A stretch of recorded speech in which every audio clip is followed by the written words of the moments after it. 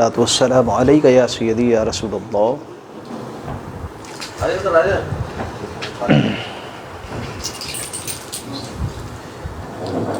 انشاءاللہ تعالی ہم اس نشست میں اور کوشش کریں گے کہ اگلے نشست میں زکوٰۃ کے ضروری مسائل سمجھ لیں، سیکھ لیں۔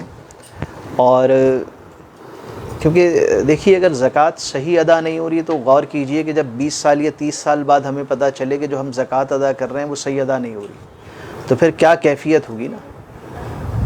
اور کوئی شخص زکوٰۃ لے رہا ہے، اس کو یہ ایک وقت کے بعد پتہ چلے میں تو زکوٰۃ لے ہی نہیں سکتا، تو کیا عالم ہوگا اس آدمی کا نا۔ اچھا، یہ دونوں غلطیاں کیوں ہوں گی؟ دینے والے اور لینے والے کے اعتبار سے کہ ہم نے اس کے بنیادی مسائل نہیں جانے۔ اچھا، بنیادی مسائل کوئی بہت زیادہ نہیں ہوتے، دین الحمدللہ آسان ہے، تو گھنٹے 2 گھنٹے میں زکوٰۃ کے بنیادی مسائل سمجھ میں آ جاتے ہیں، تو کم سے کم وہ سیکھ کر ایسا نہ ہو کہ آخری عمر کے اندر ہمیں یہ احساس ہو، جیسے اگر مثال کے طور پہ نماز نہیں سیکھی اور ساری زندگی آدمی نماز غلط پڑھتا رہا تو پھر بتائیے کہ اس کی کیا کیفیت ہوگی نا۔ تو اسی لیے دو روزہ رکھا گیا ہے۔ تو اس کی ابتدا کرتے ہیں قرآن مجید میں اللہ رب العزت نے ارشاد فرمایا وَأَقِيمُوا الصَّلَاةَ وَآتُوا الزَّكَاةَ وَارْكَعُوا مَعَ الرَّاكِعِينَ، اور نماز قائم رکھو اور زکوٰۃ دو اور رکوع کرنے والوں کے ساتھ رکوع کرو، جھکنے والوں کے ساتھ جھک جاؤ۔ تو یہ سب کے علم میں ہے زکوٰۃ کی امپورٹنس کیا ہے، اور اس پہ بہت زیادہ گفتگو کی ضرورت نہیں ہے، تو چند باتیں کریں گے۔ یہ یاد رکھیے کہ قرآن مجید میں زکوٰۃ اتنی اہم اللہ رب العزت نے اسے بتایا کہ نماز کے ساتھ کم و بیش 32 مرتبہ اللہ رب العزت نے نماز کے ساتھ زکوٰۃ کا حکم دیا کہ نماز ادا کرو اور زکوٰۃ دو، نماز ادا کرو اور زکوٰۃ دو۔ اچھا، نہیں دیتے تو کیا ہوتا ہے؟ قرآن نے اس کا بھی حل بتایا، اس کا بھی جواب دیا کہ جو شخص نہ دے والذین یکنزون الذھب والفضہ، اور جو جوڑ کر رکھے سونا اور چاندی، ولا ينفقونها فی سبیل اللہ، اور اللہ کی راہ میں خرچ نہ کرے، یعنی زکوٰۃ وغیرہ اس کا نہ دے، فبشرہم بعذاب علیم، تو اس کو خوشخبری ہے عذاب علیم کی، یعنی دردناک عذاب کی۔ یعنی یہ آپشنل نہیں ہے کہ اگر کوئی شخص نہیں دے گا تو پھر یہ قرآن مجید نے واضح اس کا بتا دیا کہ وہ اس عذاب کے لیے تیار رہے۔ اور پھر حضور کے لیے ارشاد فرمایا اللہ رب العزت نے خذ من اموالہم صدقہ، اے محبوب ان کے مال سے صدقات لے لیجئے، تو طہرہم و تزکیہم، اور انہیں صاف ستھرا اور پاکیزہ کر دیجئے، بہا اس کے ساتھ، زکوٰۃ لینے کے ساتھ، وصلی علیہم، اور ان کے لیے دعا کرتے رہیے، ان صلاتک سکن لہم، اور آپ کی دعا کرنا ان کے لیے دلوں کا چین ہے۔ اللہ اکبر، واللہ سمیع علیم، اور اللہ تعالیٰ سننے والا جاننے والا ہے۔ یعنی حضور کا بھی بتا دیا کہ حضور ان سے لیجئے اور ان کو پاک کر دیجئے۔ اس سے ایک بات پتہ چلی کہ زکوٰۃ لینے سے زکوٰۃ اور بندہ دونوں پاک ہو جاتے ہیں، وہ جو مال ہوتا ہے وہ بھی پاک ہو جاتا ہے اور بندہ جو ہے وہ بھی پاک ہو جاتا ہے۔ کئی حدیث مبارکہ، بخاری شریف کی ایک حدیث مبارک ہے، تو حضور نے کیا فرمایا، مختصر اس کا مفہوم کیا ہے کہ مجھے حکم دیا گیا کہ میں لوگوں کے ساتھ جہاد کروں جب تک وہ کلمہ نہ پڑھ لیں اور اللہ کی راہ میں مال خرچ نہ کریں، یعنی زکوٰۃ دیں اور نماز ادا کریں، یہاں جب تک مجھے حکم دیا گیا کہ میں ان سے جہاد کرتا رہوں، ان سے لڑتا رہوں۔ اب اگر وہ ایسا کر لیں گے، یعنی ایمان لے آئیں گے، نماز قائم کریں گے، زکوٰۃ دیں گے، تو پھر کیا ہوگا، وہ اپنے مال اور جانیں مجھ سے محفوظ کر لیں گے۔ اور یہ بھی آپ کے علم میں ہے کہ جب حضور کا وصال ظاہری ہو گیا تو حضرت ابو بکر صدیق کے دور میں کیا فتنہ شروع ہوا کہ زکوٰۃ نہیں دیں گے۔ ایک ایسا فرقہ ہو گیا، ارتداد ہو گیا، مرتد ہو گئے۔ قرآن کا کوئی صریح حکم ماننے سے انکار کر دے نا تو وہ دائرہ اسلام سے خارج ہو جاتا ہے، مرتد ہو جاتا ہے۔ تو اب انہوں نے کہا بھئی ہم ہر چیز مانتے ہیں مگر زکوٰۃ نہیں دیں گے۔ تو حضرت عمر نے کہا کہ اے ابو بکر صدیق، یہ تو کلمہ پڑھنے والے، اب ان کا کیا کریں گے آپ؟ تو انہوں نے جواب دیا کہ جیسے یہ حضور کے زمانے میں زکوٰۃ دیا کرتے تھے، چاہے ایک رسی بھی دیتے تھے نا، اگر وہ یہ نہ دیں گے تو میں ان سے جہاد کروں گا۔ اللہ اکبر۔ تو حضرت عمر نے کہا کہ پھر اللہ نے صدیق اکبر کا سینہ کھول دیا۔ یعنی یہ امپورٹنس ہے کہ سب مان رہے، وہ حضور کا وصال ہوا، کتنے سخت حالات ہیں، کتنے فتنے سر اٹھا رہے ہیں، مگر زکوٰۃ کا انکار کرنے پر انہوں نے جہاد کیا اور ان لوگوں کو مرتد قرار دیا گیا۔ ایک حدیث مبارک میں حضور نے فرمایا کہ خشکی اور تری یعنی زمین اور سمندر میں جو بھی مال ضائع ہوتا ہے، جیسے جہاز ڈوب جاتے ہیں، گھروں میں چوریاں ہو جاتی ہیں، تو کہا وہ اس وجہ سے ہوتا ہے کہ زکوٰۃ صحیح ادا نہ کرنے کی وجہ سے ہوتا ہے۔ ایک جگہ پر فرمایا کہ زکوٰۃ کا مال جس مال سے ملا ہوگا، یعنی جس مال پہ زکوٰۃ تھی نہ دی ہم نے زکوٰۃ، اور وہ دوسرے مال سے ملا ہوا، تو پھر فرمایا کہ اللہ اسے تباہ برباد کر دے گا۔ یہ زکوٰۃ کے بارے میں چند اہم باتیں تھیں۔ اچھا، اس کی ضرورت اس لیے نہیں ہے زیادہ گفتگو، زیادہ احادیث ہے کہ یہ سارے الحمدللہ اللہ نے ہمیں مسلمان گھرانے میں پیدا کیا، اور یہ ہم سنتے آ رہے ہیں، سمجھتے آ رہے ہیں، اور الحمدللہ زکوٰۃ بھی ادا کرتے چلے آ رہے ہیں۔ تو ان باتوں پر مختصر گفتگو کی۔ اب زکوٰۃ کی کیا تعریف ہے، یہ امپورٹنٹ ہے۔ ہم تو سمجھتے ہیں نا زکوٰۃ نکال دینا، تو یہ بات تو بالکل ٹھیک ہے، لیکن کیا ہے کہ مقرر کردہ یعنی جو 2.5% ہے اور نصاب، تو مقرر ہو گیا کہ کتنے مال پر اور کتنی زکوٰۃ دی جائے گی۔ پھر اگلی بات یہ آتی ہے ہر طرح سے اس مال میں اپنا نفع ختم کر کر، یعنی اب جو مال آپ دے رہے ہیں نا اس سے کوئی نفع نہیں لے سکتے۔ نفع کیسے لے سکتے ہیں آج کے دور میں، اور جو لوگ لیتے ہیں، مثال کے طور پہ کوئی الیکٹریشین ہے، میں نے اس کو زکوٰۃ دی، اچھا میرے ذہن میں تھا یار کبھی کام پڑے گا نا تو کام بھی کروا لوں گا، یہ آ کر کام کر لے گا، اس کا مطلب ہے میں نے زکوٰۃ دیتے وقت ہر نفع ختم نہیں کیا، میرے ذہن میں ہے کہ یار میں اس کو دے رہا ہوں نا، یہ میری بات سن لیا کرے گا۔ تو اب یہ زکوٰۃ کیا ہے، ہر طرح کا نفع ختم کر دینا ہے۔ اور اس کے بعد اگلی ڈیفینیشن میں بات کیا ہے کہ اس مال کا پھر نکال کر کسی کو مالک بنا دینا، یعنی مقررہ مال پر مقررہ زکوٰۃ۔ اور اگلی بات کیا آئی کہ ہر طرح کا نفع ختم کرنا ہوگا، اور پھر اگلی بات کیا آئی، اس کو مالک بنانا ہوگا۔ اب مثال کے طور پہ ایک سوال آیا، مجھ سے پوچھا گیا ابھی چند دن پہلے ہی، کہ وہ صاحب کیا کرتے ہیں، وہ مطلب یوں سمجھیے ویلفیئر کا کام کرتے ہیں نا، وہ لوگوں سے زکوٰۃ لیتے ہیں کہ یار وہ ہیں جاننے والے، ان کو زکوٰۃ دینی، ویلفیئر کا کام ہو گیا، فلاحی کام ہو گیا۔ اچھا، پھر وہ پیسے اپنے پاس رکھ لیتے ہیں اور پھر ان کو ضرورت پڑنے پر آگے دیتے ہیں۔ تو ان کا یہ سوال تھا کہ میں اگر سارے دے دوں گا تو وہ خرچ کر لے گا، پھر وہ آ جائے گا مانگنے، تو میں اس کو تھوڑا تھوڑا دیتا ہوں۔ بات تو صحیح ہے، یعنی کوئی کسی کو زکوٰۃ آپ مثال کے طور پر کوئی عزیز ہے، آپ کو پتہ ہے یار میں 25,000 ایک ساتھ دے دوں گا نا تو یہ اڑا دے گا، میں ایسا کرتا ہوں 3,000 مہینہ دے دیتا ہوں۔ تو ایک بات تو صحیح ہے، لیکن آپ نے مالک نہیں بنایا، اب اس کو اپنے پاس رکھا ہوا تو زکوٰۃ ادا نہیں ہوئی۔ تو جتنے آگے لوگوں سے لی آپ نے کہ میں دوں گا، ان کی بھی زکوٰۃ ادا نہیں ہوئی۔ اس کا کوئی نہ کوئی اور طریقہ ڈھونڈنا چاہیے، جوائنٹ بینک اکاؤنٹ کھلوا لیں وغیرہ وغیرہ وغیرہ وغیرہ۔ ہاں اس کا ایک حل یہ ہے، اگر آپ تھوڑے تھوڑے دینا چاہتے ہیں تو ایڈوانس میں دے دیں زکوٰۃ، جب سال کا آخر آئے تو آپ حساب کر لیں۔ تو اصل زکوٰۃ کی ڈیفینیشن میں کیا ہے کہ اس کو اس کا مالک جب تک نہیں بنائیں گے، مثال کے طور پر کہ کوئی بڑے صاحب ہیں، انہوں نے کہا ایسا کرتے ہیں سب کو کھانا کھلاتے ہیں غریبوں کو بلا کے زکوٰۃ کا، اب بلا کے کھانا کھلایا تو اب یہ اس کو مالک تو نہیں بنایا،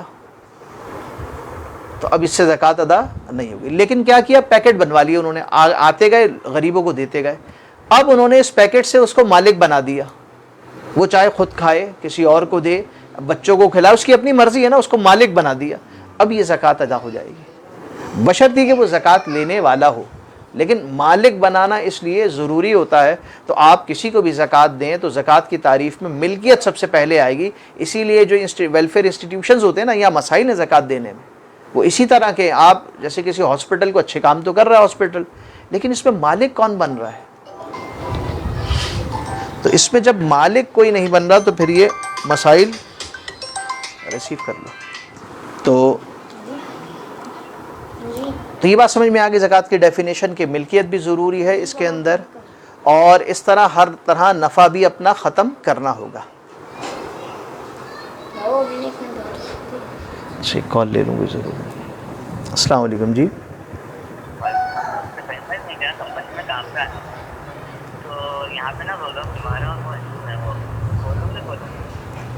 نہیں گھر جا کے کھولیں ہیں، گھر جا کے کھولیں، صحیح ہے نا؟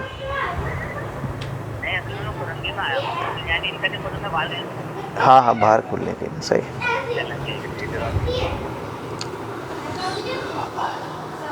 اب کوئی ہندو روزہ کھلوا رہا ہے تو اب ان کو پریشانی ہے میں کھولوں کہ نہ کھولوں۔ تو اب یہ زکوٰۃ کی ہم نے ڈیفینیشن سمجھ لی۔ اب زکوٰۃ کو زکوٰۃ کیوں کہتے ہیں، یہ بھی بڑی خوبصورت بات ہے کہ عمومی طور پہ تو زکوٰۃ سے پیسے کم ہو جاتے ہیں، لاکھ پہ 2,500 روپے زکوٰۃ دی، اب 97,500 بچے، لیکن زکوٰۃ کا لغوی معنی ہے بڑھ جانا، افزائش ہو جانا۔ اب آدمی سوچتا ہے کہ یہ تو کم ہو رہے ہیں، تو پھر قرآن کی طرف رجوع کرتا ہے، تو قرآن اس کا حل بتاتا ہے کہ بڑھتے کیسے ہیں۔ قرآن نے فرمایا، قرآن میں اللہ نے فرمایا مثل الذین، مثال ان لوگوں کی ینفقون اموالہم جو اپنے مال خرچ کرتے ہیں فی سبیل اللہ، اللہ کی راہ میں، کمثلی ان کی مثال ایسی حبۃ انبتت سبع سنابل، انہوں نے ایسی مثال ہے کہ ایک دانے نے پھر کیا کیا، اگائیں 7 بالیاں، ایک دانہ زمین میں ڈالا پھر اس نے 7 بالیاں اگائیں، فی کل سنبلۃ مئۃ حبہ، پھر ہر بالی میں 100 نکلے، یعنی ایک دانہ، ایک دانے سے 7، پھر 7 میں 700 ہو گئے، ہر میں 700۔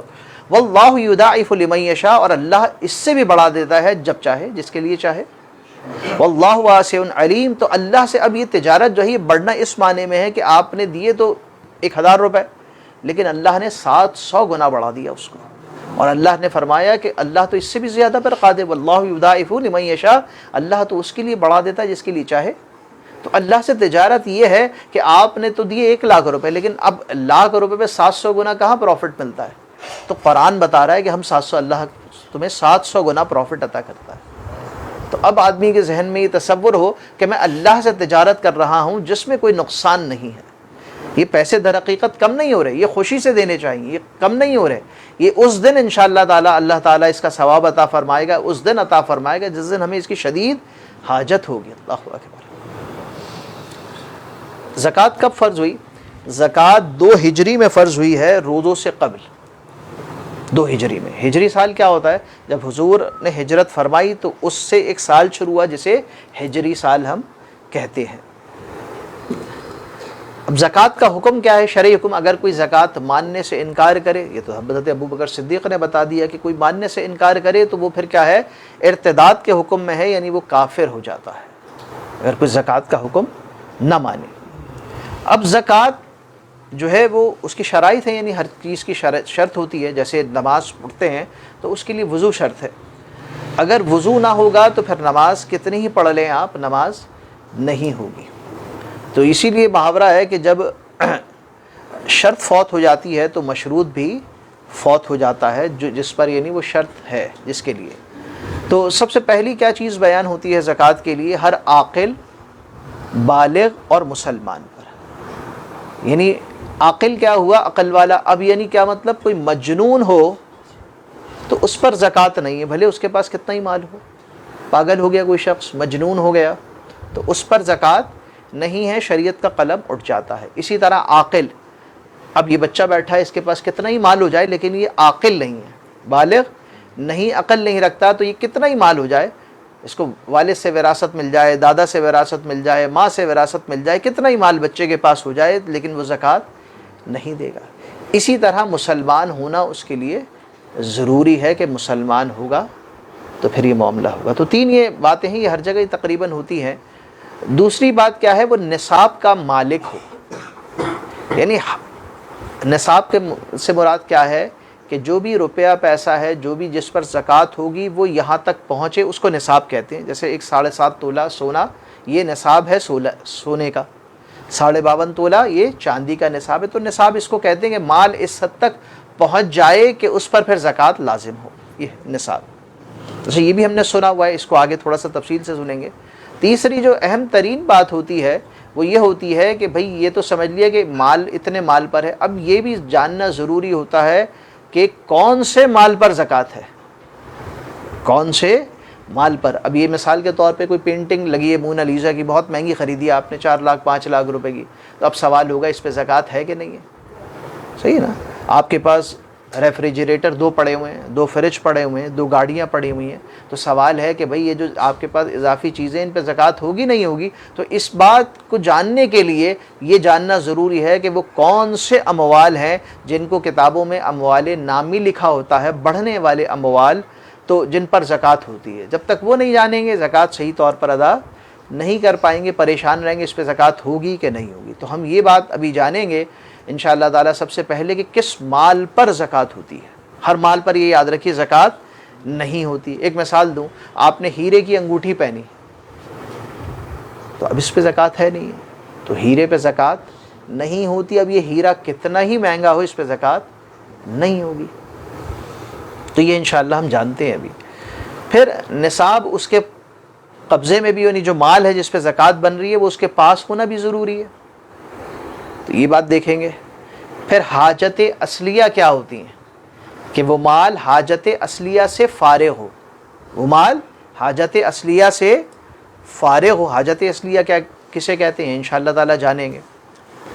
قرض وغیرہ نہ ہو، اگر ہوگا تو کیا کریں گے؟ بیچیاں وغیرہ ڈالتے ہیں، اس کا کیا حکم ہے؟ پھر نصاب پہ سال گزرنا ضروری ہوتا ہے. وہ سال گزرنا کسے کہتے ہیں؟ تو ہمارے پاس کم و بیش 27 منٹ ہے، ہم دیکھتے ہیں کہاں تک پہنچتے ہیں، ورنہ پھر اگلی نشست میں انشاءاللہ تعالی کریں گے. تیز تو نہیں ہو رہا؟ صحیح. اچھا، اموال زکوٰۃ یعنی کون سے مال پر زکوٰۃ ہے، سب سے پہلے یہ جاننا ضروری ہے. تو یاد رکھیے کہ ہم شہر کے لوگوں کو 4 مال پتہ ہونے چاہیے: سونا، چاندی، روپیہ، پیسہ، کرنسی، بینک میں پیسہ پڑا ہے، پرائز بانڈ خریدے ہوئے ہیں، میوچل فنڈز میں انویسٹ کیا ہوا ہے، نیشنل سیونگ سرٹیفکیٹس لیے ہوئے ہیں، کرنسی کسی بھی قسم کی ہو، بٹ کوائن خریدے ہوئے ہیں. جو بھی کرنسی خریدی ہوئی ہے، جو بھی کرنسی آپ کے پاس ہے جس بھی شکل میں، اس پر زکوٰۃ ہوتی ہے. اور چوتھا ہے مال تجارت. مال تجارت پر زکوٰۃ ہوتی ہے. اب مال تجارت کسے کہتے ہیں یہ بھی ہم جانیں گے. ہم تو ایک سمجھتے ہیں کوئی شخص کاروبار کرتا ہے وہ مال تجارت ہوتا ہے. ہمارے نعمان بھائی کاروبار کرتے ہیں ماشاءاللہ، ہمارے نقی بھائی کی اسٹیشنری کی دکان ہے. تو اب یہ مال تجارت ہے. تو مال تجارت کسے کہتے ہیں تھوڑا سا اس کو بھی جانیں گے. اور 5واں چرائی والے جانور ہوتے ہیں، کیونکہ ہم شہر میں رہتے ہیں. افزائش کے لیے نہ ہم جانور، ہم تو ایک آدھ شوق کے لیے پال لیتے ہیں، اگر پالتے ہیں 1-2 پال لیتے ہیں. افزائش ہمارا مقصد نہیں ہوتا کہ ایک سے پھر دوسرا، پھر دوسرے سے تیسرا، اور پھر وہ چرائی کریں کہیں سال کا حصہ. تو ہم 4 پر توجہ کریں گے انشاءاللہ. تو کون کون سے مال ہوئے جس پر زکوٰۃ ہوتی ہے؟ سونا ہے، چاندی ہے، روپیہ، پیسہ، کرنسی کسی بھی فارم میں ہو، کرنسی ہے. اور چوتھا جو ہے وہ مال تجارت ہے. اب اگر مونا لیزا کی پینٹنگ لگی ہے تو اس پر زکوٰۃ ہوگی نہیں ہوگی؟ نہیں ہوگی. یہ 4 میں سے ہے کوئی بھی وہ؟ نہیں ہے. تو یہ بات ہم نے جانی. اسی طرح مثال کے طور پر ہمارے خرم بھائی کے پاس مثال کے طور پر 3 گاڑیاں ہیں. ایک آفس کے لیے استعمال کرتے ہیں، ایک گھر کے لیے، ایک اضافی رکھی ہوئی. تو اضافی پہ ہوگی کہ نہیں ہوگی؟ ہمارے آہستہ سے بول لیتے ہیں. اچھا، کیوں نہیں ہوگی؟ اضافی ہے. یہ 4 مالوں میں سے گاڑی ہے نہیں، تو اس پہ زکوٰۃ نہیں ہوگی. کتنی مہنگی گاڑی ہو جائے، نہ سونا ہے، نہ چاندی ہے، نہ روپیہ پیسہ ہے، اور نہ مال تجارت ہے. تو اسی طرح جو اس کی مثال ابھی ہوئی تھی ڈائمنڈ کی، ڈائمنڈ بہت مہنگا ہوتا ہے. ہیرے پہ زکوٰۃ ہوگی آپ کے پاس ہے؟ اچھا، کیا وجہ ہے اس کی؟ 4 میں سے وہ نہ سونا ہے، نہ چاندی ہے، نہ روپیہ پیسہ ہے، نہ مال تجارت ہے. تو پھر اس پہ بھی زکوٰۃ نہیں ہوگی. تو سب سے پہلی بات جو جاننا ضروری ہوتی ہے وہ کون سے مال ہیں جن پہ زکوٰۃ ہوگی. تو الحمدللہ وہ ہم نے جان لیا. آگے چلتے ہیں. اب اگلا سوال ذہن کرتا ہے تو شریعت بھی وہی بتاتی ہے. ظاہر فطرت، اسلام جو ہے وہ دین فطرت پر ہے. اگلا سوال آپ کے ذہن میں ہے بھائی کتنا ہو تو دوں؟ سونا ہے لیکن کتنے پہ کتنا ہوگا تو زکوٰۃ ہوگی؟ روپیہ پیسہ ہے تو کتنا ہو تو زکوٰۃ ہوگی؟ تو اس کے لیے 2 نصاب ہیں، ایک سونے کا ہے اور ایک چاندی کا ہے. ایک سونے کا ہے اور ایک چاندی کا ہے. تو یاد رکھیے کہ سب جگہ چاندی کا نصاب چلتا ہے سونے کے علاوہ. سب جگہ چاندی کا نصاب چلتا ہے سونے کے علاوہ. سونے کا نصاب کتنا ہے؟ 7.5 تولہ. اگر کسی کے پاس صرف سونا ہے، صرف سونا، تو اس کا نصاب کیا ہوگا؟ 7.5 تولہ. مثال کے طور پر کسی کی اہلیہ ہیں، ان کے پاس 4 تولہ سونا ہے اور کوئی اور مال نہیں ہے، کوئی اور مال نہیں ہے. تو بتائیے ان پہ زکوٰۃ ہوگی نہیں ہوگی؟ نہیں، کیونکہ 7.5 تولہ کی کنڈیشن پوری نہیں ہو رہی. کسی خاتون کے پاس 50 تولہ چاندی ہے، تو چاندی کا نصاب کیا ہے؟ 52.5 تولہ. اور اس کے پاس کچھ نہیں. دیکھیں کنڈیشن یاد رکھنی چاہیے، اور کچھ نہ ہو تو یہ نصاب ہے. تیسرا آتے ہیں کرنسی کی طرف. مردوں کے پاس عموماً currency, bank balance, prize bond, اس طرح کی چیزیں جو بھی انویسٹمنٹ کے طریقہ کار ہیں وہ یہ کرتے ہیں. تو یہ مردوں کے عموماً ہوتا ہے. تو اب کرنسی کا نصاب کیا ہوگا؟ ابھی میں نے 2 نصاب ہوتے ہیں صرف، ایک سونا اور ایک چاندی. سونے کا تو سونا ہو گیا، باقی سب کیا ہوگا؟ چاندی, تو اس کا نصاب کیا ہوگا روپے پیسے کا؟ چاندی. یعنی روپے پیسے کو دیکھیں اپنا اور اسے کمپیئر کریں چاندی کے نصاب سے. جیسے آج کل چاندی ایک مثال ہے بڑی ہوئی ہے, مجھے ایگزیکٹ ریٹ یاد نہیں, لیکن اگر 10,000 روپے چاندی ہو تولہ, 10,000 روپے تو 52.5 تولہ کتنے کی بن گئی؟ 5 لاکھ کے قریب بن گیا. اب اگر کسی کے پاس 5 لاکھ سے زیادہ کرنسی موجود ہے تو پھر وہ صاحب نصاب ہے اور زکوٰۃ ادا کرے گا. ٹھیک ہے, کرنسی ہے, روپے پیسے پہ کون سا نصاب لگا؟ چاندی کا نصاب لگا. چوتھا آتے مال تجارت, تو مال تجارت پہ کون سا نصاب ہوگا؟ چاندی. کیونکہ میں نے ایک بات بتا دی آپ کو, صرف سونے پہ کون سا نصاب ہے؟ سونے کا. باقی سب پہ کون سا نصاب ہوتا ہے؟ چاندی. بھائی یہ بات یاد رکھیں, سونے پہ کون سا نصاب ہے؟ سونے. باقی سب پہ کون سا نصاب ہے؟ چاندی کا. یہ بات ہم. اچھا ایک بات یہ بھی تو ہو سکتی ہے کہ ملا جلا کے کوئی مال ہو, جیسے مثال کے طور پہ کسی کی اہلیہ کے پاس 2 تولہ سونا ہے اور ان کے پاس 1 لاکھ روپے بھی ہیں. اب یہ مال مل گئے, ابھی ہم نے ایک ایک کی بات کی, تو جب بھی 2 مال مل جائیں گے یا 2 سے زیادہ مال مل جائیں گے تو بھی چاندی کا نصاب لگے گا. کون سا نصاب لگے گا؟ چاندی کا نصاب. اب بتائیے کسی خاتون کے پاس 2 تولہ سونا ہو اور 1 لاکھ روپے ہو تو کتنا مال ہو گیا اس کے پاس؟ 11 لاکھ. 5 لاکھ اور 1 لاکھ کیا ہے, اور چاندی کا نصاب کتنا بھی ہم نے رفلی کیلکولیٹ کیا 5 لاکھ. اس کا مطلب ہے اس پہ زکوٰۃ ہو جائے گی. اب وہ یہ نہیں کہہ سکتی میرے پاس 7.5 تولہ سونا نہیں ہے. تو نصاب جاننا اس لیے ضروری ہوتا ہے کہ بھئی حد جان لوں میں کہ بھئی کتنی حد پر مجھ پہ زکوٰۃ ہوگی, وہ کون سا کوانٹم ہے, وہ کون سی کوانٹٹی ہے جس پر مجھ پر زکوٰۃ ہوگی. تو جب مکس مال ہوگا, سونا چاندی روپیہ پیسہ جب مکس ہو جائے تو پھر چاندی کا نصاب لگتا ہے. کون سا نصاب لگتا ہے؟ چاندی. اب کسی خاتون کے پاس 50,000 روپے بچت ہے اور 1 تولہ سونا ہے تو زکوٰۃ ہوگی نہیں ہوگی؟ 5 لاکھ کا سونا اور 50,000 بچت, تو کتنا مالک ہو گئی؟ 5.5 لاکھ. اور اگر چاندی کا نصاب 5 لاکھ ہے تو اس پر زکوٰۃ ہو جائے گی. تو یہ گھر میں دیکھنے کی خود ضرورت ہے کہ بھئی میری اہلیہ کے پاس اگر سونا, کیونکہ سونا اتنا مہنگا ہو گیا نا, تو سونے کے ساتھ اگر کچھ بچت ہے, اس کے ساتھ اگر اس کے پاس کچھ بھی نہیں ہے تو پھر علیحدہ بات ہے, پھر خالی سونے کا نصاب دیکھا جائے گا 7.5 تولہ. لیکن سونے کے ساتھ کوئی جیسے ہی دوسرا مال ملا, مثال کے طور پہ 2 تولہ سونا ہے اور 2 تولہ چاندی ہے, تو کتنے کی مالک ہو گئی وہ؟ 10 لاکھ اور 10,000 تولہ چاندی ہو گئی تو 10,20,000. اور زکوٰۃ اس کا نصاب کیا ہوگا؟ جو مال مل جائے چاندی کا نصاب, تو اس کا مطلب ہے کہ اس کو زکوٰۃ اس پر ادا کرنی ہے. تو یہ بات آپ توجہ کر لیں کہ خواتین کے پاس جو زیور ہے اگر اس کے ساتھ کچھ اور ہے, دیکھیں 7.5 سے اوپر ہے تو وہ تو ویسی زکوٰۃ دینا ہے, وہ تو کچھ جھگڑا ہی نہیں ہے. لیکن اگر مال مکس ہو جائے تو بھی خاتون کو زکوٰۃ دینی پڑے گی. اب وہ خود دیں یا شوہر دیں اس پہ کوئی معاملہ نہیں ہے. یہ والا مسئلہ سمجھ میں آ گیا؟ تو یہ نصاب ہمارا یہ ہو گیا. تو نصاب سے متعلق اگر کوئی سوال ہے تو کر لے کوئی شخص, اور مال سے متعلق جو اس سے پہلے ہم نے کیا تھا, تو اگر کسی کا کوئی سوال ہے تو کر رہا ہے. اگر کسی کے پاس جیسے آج کل وہ فائلیں والے ملتی ہیں, بھائی یہ فلانا شاپ بکنگ کرا لیا, فائل ہے ابھی قبضہ تو ملا نہیں. اچھا وہ تو پھر انشاءاللہ آگے آئے گا اس مال کا نا, کہ فلیٹ پہ بکنگ کرائی ہے.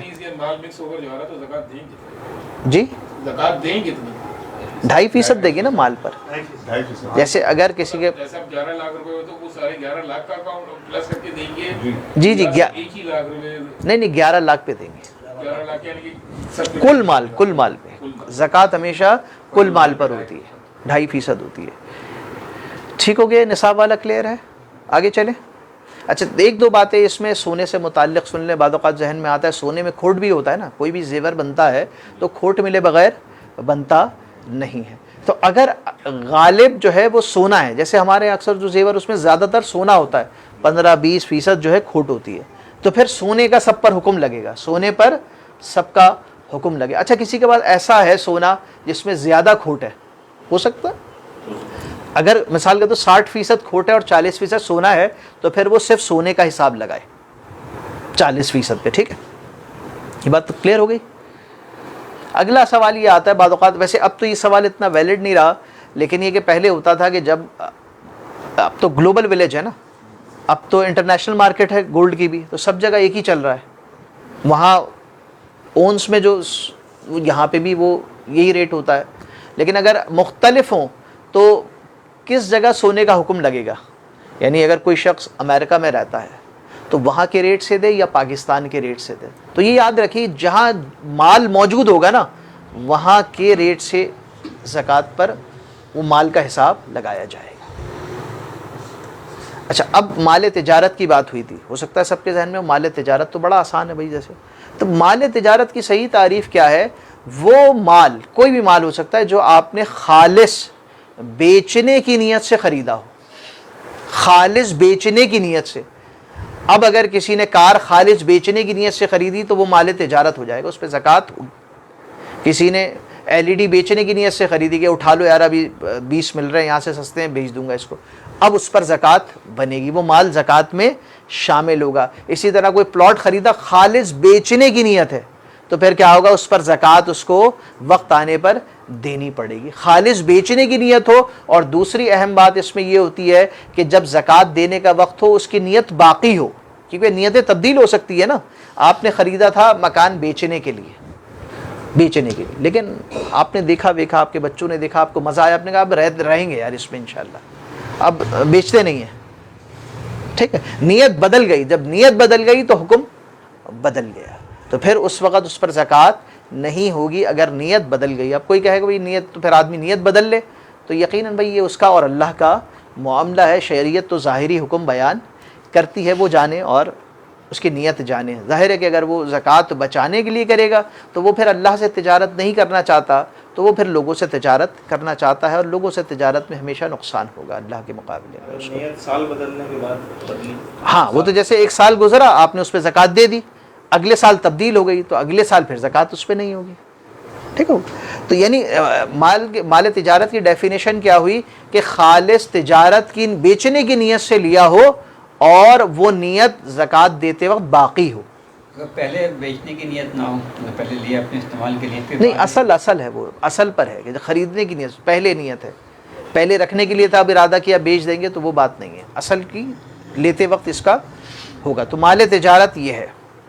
اچھا اب وہ جو پلاٹ لیا تھا وہ تو لیا تھا 8 لاکھ روپے کا, پیچھے گئی, اب اس کی ویلیو ہے 20 لاکھ روپے, تو زکوٰۃ 8 لاکھ پہ دیں گے کہ 20 لاکھ پہ دیں گے؟ 20 سال کی جو ویلیو, اس کرنٹ مارکیٹ ویلیو, زکوٰۃ کے وقت جو اس کی ویلیو ہے فیئر مارکیٹ ویلیو پر اس کو ہم زکوٰۃ دیں گے. اس کی اب ہم نے کتنے کا خریدا یہ اس سے تعلق نہیں ہے. ٹھیک ہو گیا, تو یہ بات ہم نے چند باتیں کی. اب ہم جلدی سے سال گزرنا کسے کہتے ہیں یہ بھی سمجھ لیں, ہمارے پاس ابھی 15 منٹ ہے تقریباً. سال گزرنا ہم کہتے ہیں نا سال گزرے مال پر. اب مثال کے طور پر میں ایک سوال کرتا ہوں, ہمارے محسن بھائی ہیں زکوٰۃ دیتے ہیں اللہ کے فضل سے, ٹھیک ہے, زکوٰۃ دیتے ہیں, ان کے پاس ایک دم کوئی ان کے ادارے نے ان کو 10 لاکھ روپے اور دے دیے ان کی خدمات پر. اب یہ 10 لاکھ پر بھی اور 1 مہینے پہلے دیے زکوٰۃ, یہ رمضان میں دیتے ہیں ایک مثال کے طور پہ, ان کو شعبان میں دے دیے, تو اب اس 10 لاکھ پر یہ سال گزاریں گے یا شعبان میں بھی اس کی زکوٰۃ دیں گے؟ کیا کہتے ہیں آپ؟ نہیں جی, بس پہلی رمضان کو دینا پڑے گا. آپ کہہ رہے ہیں جو سب کہہ رہے ہیں وہ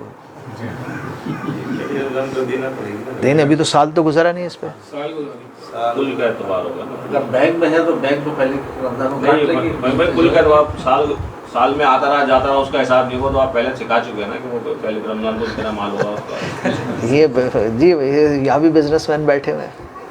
اس وقت جو ہوگا کرنٹ, تو پھر یہ سال گزرنا کیا ہے؟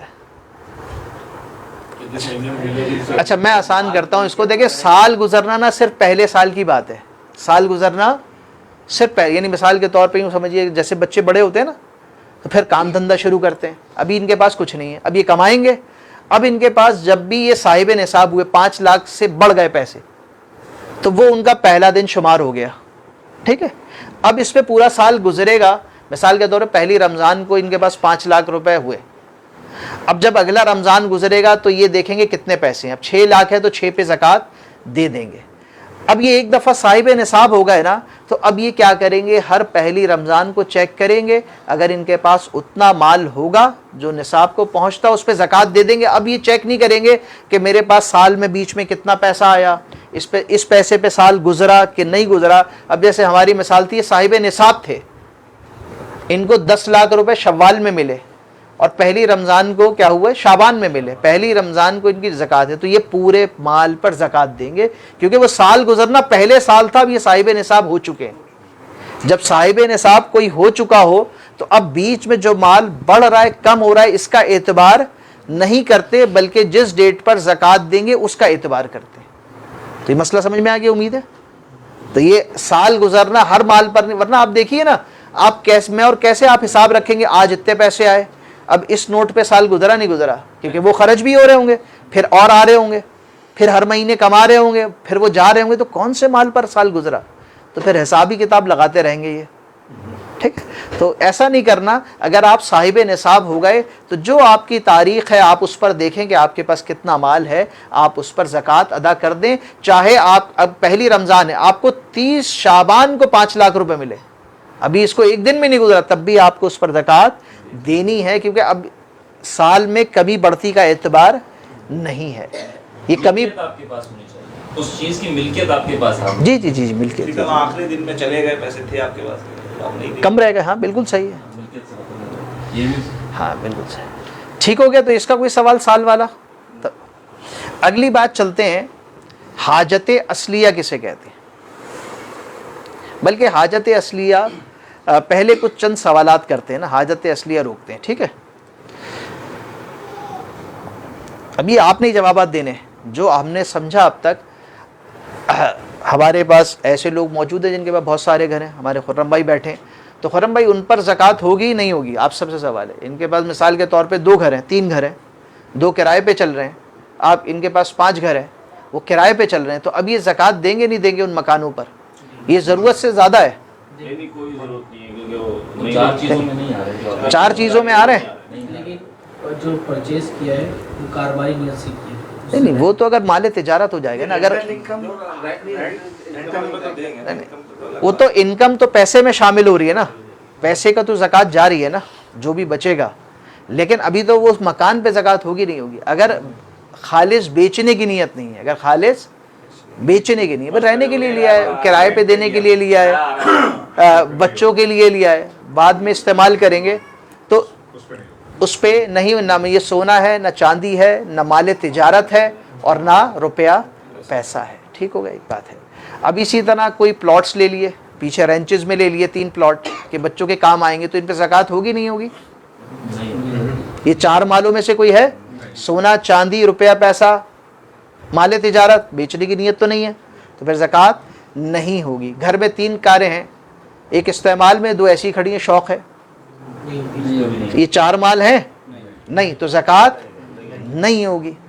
اچھا جی، کسی نے 2 مکان خریدے، یہ ابھی ہم مفتی فرحان صاحب کی کلاس لیتے، اس میں سیدی اعلیٰ حضرت کا انہوں نے سوال ذکر کیا تھا، تو انہوں نے کہا کہ کسی نے 2 پلاٹ خریدے، رہتا کرائے کے مکان میں، رہتا 2 پلاٹ لیے، ایک کو کہا بیچ دوں گا بیچنے کی نیت سے، اور ایک کہا جو اس سے پیسے آئیں گے نا وہ دوسرا مکان اس سے بنا لوں گا اپنے رہنے کے لیے، اب اس پہ زکوٰۃ ہوگی نہیں۔ دوبارہ سوال سن لیجیے، 2 پلاٹ لیے، کرائے کے مکان میں رہتا ہے، نیت کیا کی کہ ایک بیچوں گا یہ والا اور اس سے دوسرا مکان بنا لوں گا، اب بتائیے زکوٰۃ کا ٹائم آیا، اس پہ زکوٰۃ ہوگی کہ نہیں ہوگی؟ بیچنے والے بھی تو کنفرم ہو گئی، جس کی نیت بیچنے کی، لیکن اس سے تو دوسرا بنائے گا رہنے کے لیے، نہیں ہوگی۔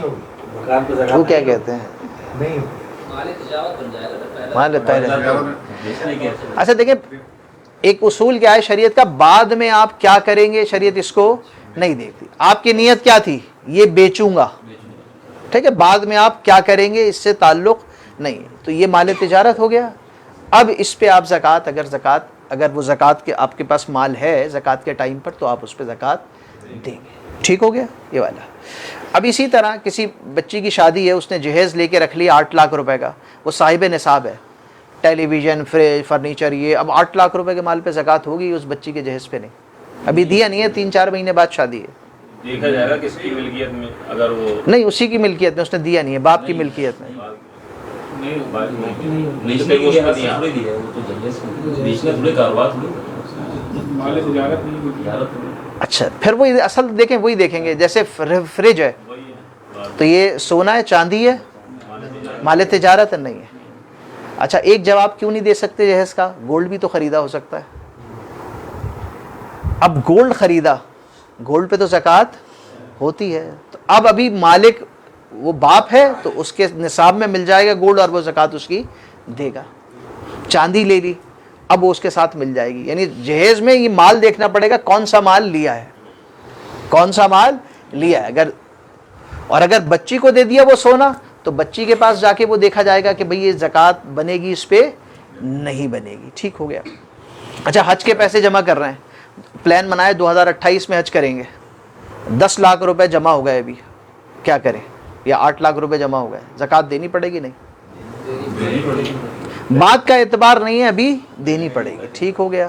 اسی طرح مکان کے پیسے جمع کر رہے ہیں, 8 لاکھ روپے کی BC نکل آئی, مکان خریدیں گے, زکوٰۃ دینی پڑے گی. ٹھیک ہو گیا. بھائی یہ جو حج والی بات آپ نے کی ہوتی تو جمع کر رہے ہیں پیسے, لیکن اب سیشن آ گیا, آپ نے پیسے دے دیے کسی کو نا, اب حج پہ تو آپ جائیں گے 4 مہینے بعد, اور ابھی آپ کی وہ ملکیت میں پیسے تو تھے نہیں, آپ نے دے دیے, حج پہ جائیں گے تو کیا اس پہ بھی زکوٰۃ؟ اگر ڈیٹ آنے سے پہلے چلے گئے تو علیحدہ بات ہے. یعنی زکوٰۃ کی تاریخ آنے سے پہلے چلے گئے تو علیحدہ بات ہے, بعد میں گئے تو علیحدہ بات ہے. یہ دیکھا جائے گا وہ پیسے کب گئے. ٹھیک ہے. اچھا اسی طرح پروویڈنٹ فنڈ کا بھی ایک سوال ہے کہ ابھی کسی نے سوال کیا تھا وہ مال آپ کی ملکیت میں نہیں ہے. پروویڈنٹ فنڈ ہمارا کٹتا ہے, جو لوگ جاب کرتے ہیں ان کو پتہ ہوتا ہے, کچھ ان کا کٹتا ہے, کچھ کمپنی میں لاتی ہے, کٹتا رہتا ہے, جمع ہوتا رہتا ہے. جب آدمی چھوڑتا ہے, ریٹائر ہوتا ہے, تب ملتا ہے اس کو. اب اس پیسے پہ زکوٰۃ ہوگی کہ نہیں ہوگی؟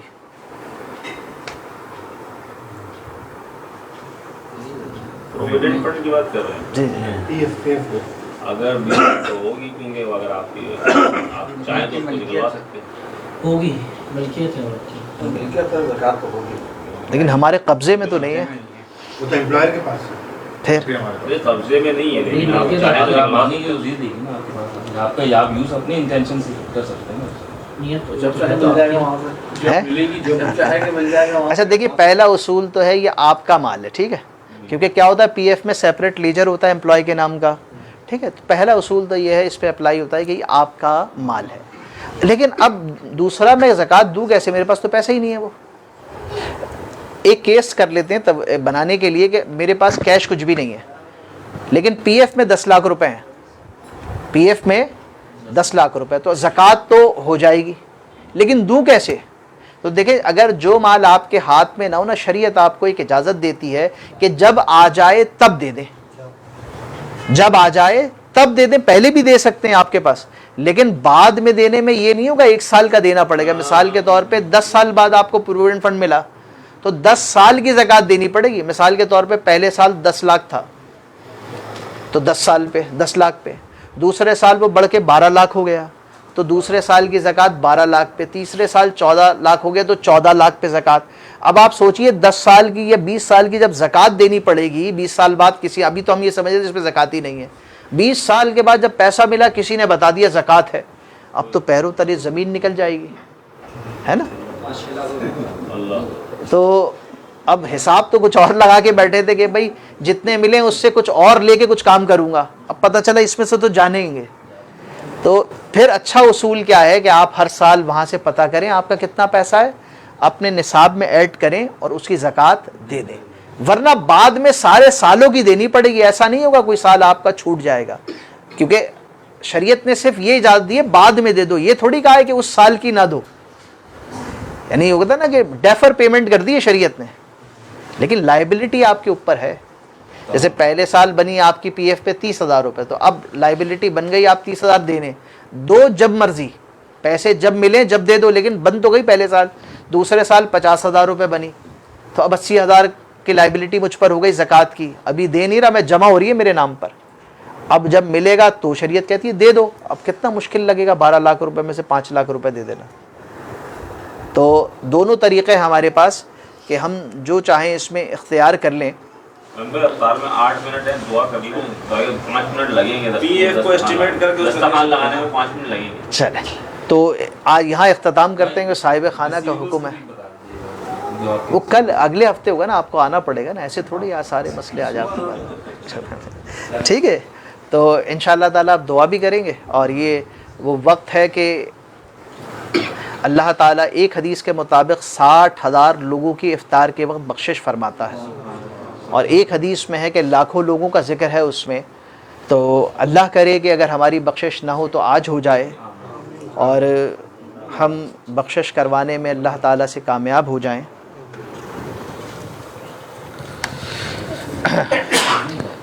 الحمدللہ رب العالمین والصلاة والسلام علی سید الانبیاء والمرسلین وعلی آلہ واصحابہ اجمعین.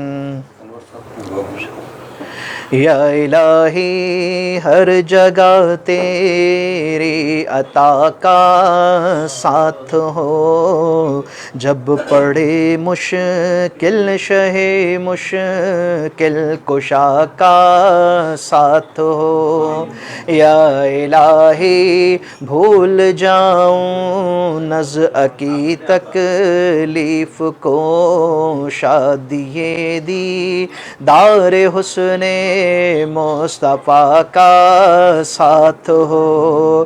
یا الہی گور تیراں کی جب آئے سخت رات، ان کے پیارے منہ کی صبح جاں فضا کا ساتھ ہو.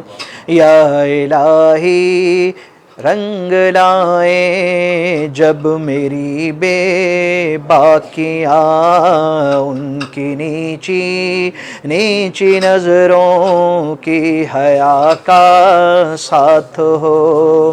یا الہی نامہ اعمال جب کھلنے لگے، عیب پوشے خلق ستار خطا کا ساتھ ہو.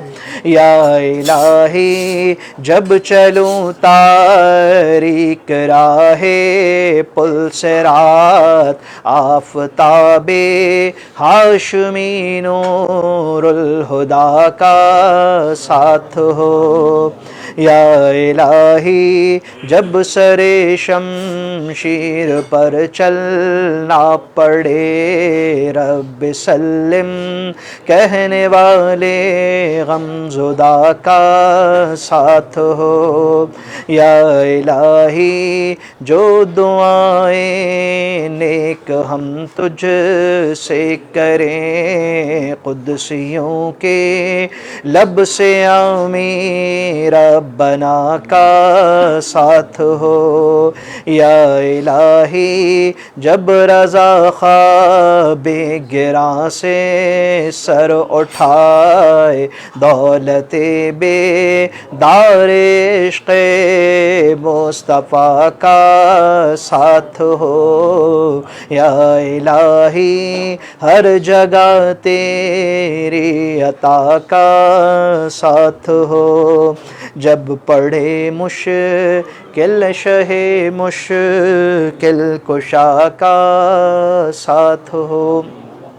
مولا کریم تیرے فضل سے، تیرے کرم سے مولا، تیری دوہی توفیق سے مولا، تیرے پیارے حبیب کی نظر عنایت سے مولا، مولا کریم سورہ یاسین کی تلاوت ہوئی مولا، درود پاک پڑھا گیا مولا، مولا زکوٰۃ کے مسائل ہم نے مل کر سیکھنے کی کوشش کی مولا، مولا کریم، اور جو یہ دسترخوان میں مولا تیری نعمتیں حاضر ہیں مولا، سب کو مولا تیری بارگاہ میں پیش کرتے ہیں، قبول و منظور فرما مولا. اس کا ثواب مولا پیارے آقا تاجدار مدینہ حضور پرنور یوم اشاعت نشور سرکار دو عالم صلی اللہ تعالی علیہ وسلم کی بارگاہ مقدسہ میں پیش کرتے ہیں، قبول و منظور فرما. ان کے وسیلہ جلیلہ سے تمام امت مسلمہ کی بارگاہ میں پیش کرتے ہیں، قبول منظور فرما. بالخصوص سرکار کے والدین محترمین حضرت دائی حلیمہ رضی اللہ تعالی عنہ، حضرت ام عائشہ رضی اللہ تعالی عنہ، دیگر امہات المومنین، صاحبزادے صاحبزادیاں، حسنین کریمین چار یار رضی اللہ تعالی عنہ، تمام اہل بیت اطہار، تمام صحابہ کرام، تابعین، تبع تابعین، بزرگان دین، مجتہدین، اولیاء کرام، علماء کرام، سب کی بارگاہ میں پیش کرتے ہیں، قبول و منظور فرما.